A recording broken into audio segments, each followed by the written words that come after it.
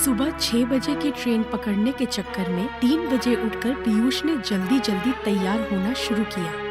अभी वो अपने कमरे से निकलकर बाहर आया ही था तो देखा मम्मी खाना बना रही थी। मम्मी, आप क्यों परेशान हो रही हैं? मैं स्टेशन पर कुछ खा लेता। नहीं बेटा, बाहर का खाना खाने की क्या जरूरत, मैंने खाना पैक कर दिया है, लेता जा। पीयूष ने जल्दी से कैब बुक की। कुछ ही देर में कैब आ गई। उसने जल्दी से मम्मी के पैर छुए और स्टेशन के लिए रवाना हो गया।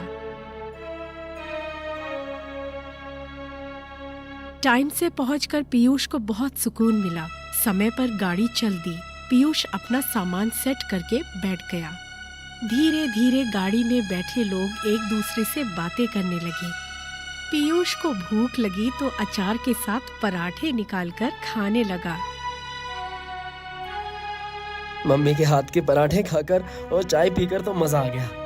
उसके बाद वो बाहर के नज़ारे देखने लगा। पीयूष बहुत खुश था। वो जा रहा था अपनी बहन को लेने। तभी पापा का फोन आ गया। बेटा, अच्छे से बैठ गया ना ट्रेन में? कोई परेशानी तो नहीं हुई? हाँ पापा, आप चिंता मत करो, सब ठीक है। शाम होते होते ट्रेन लेट हो गई। उसे स्टेशन पर रात को 10 बजे पहुंचना था, लेकिन ट्रेन 4 घंटे लेट चल रही थी। पीयूष को चिंता होने लगी। अगर ट्रेन रात 2 बजे पहुंचेगी, क्या उस छोटे से स्टेशन पर रुकना सही रहेगा? इसी चिंता में बैठा था कि मम्मी का फोन आ गया।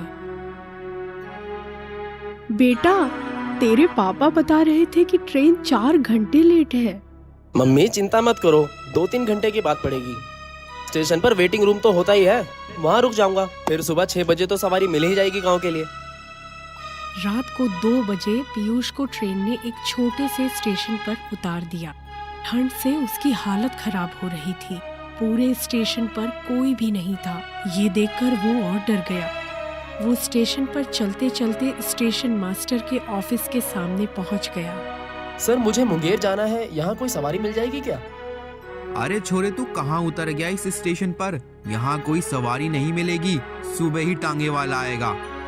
सर, यहाँ वेटिंग रूम तो होगा ना? यहाँ कोई वेटिंग रूम नहीं है, छोटा सा तो स्टेशन है। अच्छा, तो सर क्या मैं यहाँ एक कोने में रुक सकता हूँ? नहीं, हम यहाँ किसी को रुका नहीं सकते ऐसे। एक काम कर, स्टेशन के पीछे एक चाय वाले की दुकान है, वहाँ एक लड़का काम करता है।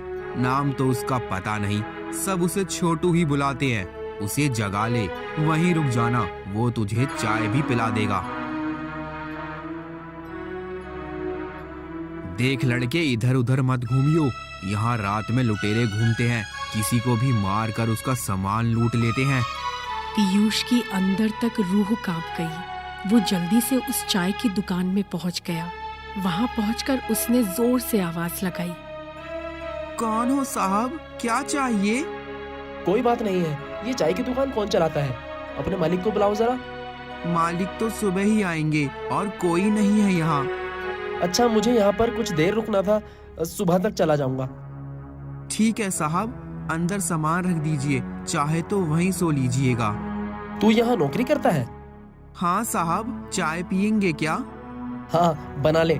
सुन, अपने लिए भी बना लियो, पैसे मैं दे दूंगा। थोड़ी देर में वो भी अंदर आ गया। चाय देकर वो एक कोने में बैठकर पीने लगा। तुझे यहाँ अकेले डर नहीं लगता? नहीं साहब, यही मेरा ठिकाना है, मैं बचपन से यहीं रहता हूँ।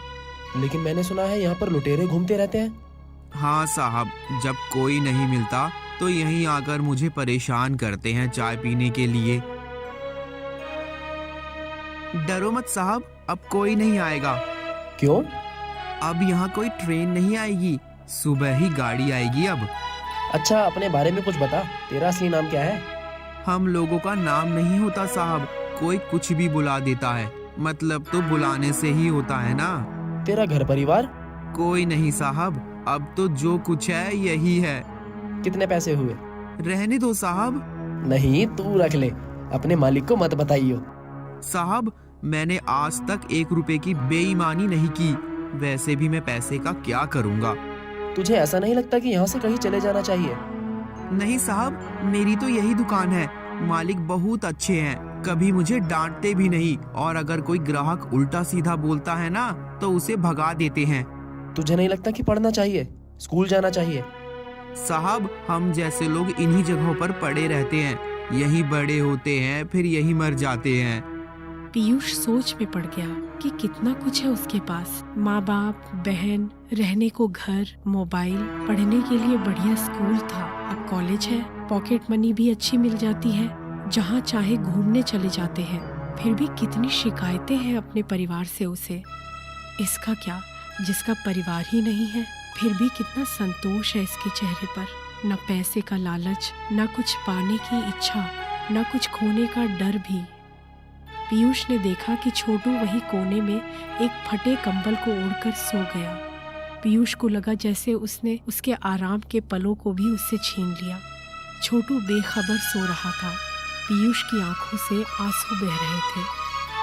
जिंदगी से कल तक कितनी शिकायतें थी, कितनी बार पापा से झगड़ा करता था बाइक के लिए, कभी दोस्तों के साथ घूमने के लिए, कभी आईफोन के लिए। क्या कभी सोचा कि मम्मी पापा ये सब कहाँ से लाएंगे? इसी सोच विचार में पीयूष की आंख लग गई। साहब, दिन निकल आया है, आपको सवारी मिल जाएगी। अगर मालिक आ गए तो गुस्सा करेंगे। पीयूष बाहर निकला तो देखा छोटू दुकान की सफाई कर रहा था। उसने छोटू को कुछ पैसे देने चाहे, लेकिन उसने मना कर दिया। साहब, अगर मालिक ने ये पैसे देख लिए तो इतने सालों से जो विश्वास वो करते आए हैं ना, वो टूट जाएगा। फिर मुझे रात को यहाँ रुकने नहीं देंगे। छोटे से बच्चे से जिंदगी का सबक सीखकर पीयूष तांगे में बैठकर अपनी बहन के घर उसे लेने रवाना हो गया। आज उसके मन में अपने माता पिता के लिए सम्मान बहुत बढ़ गया। अब उसे अपने सारे सुख फीके लगने लगे।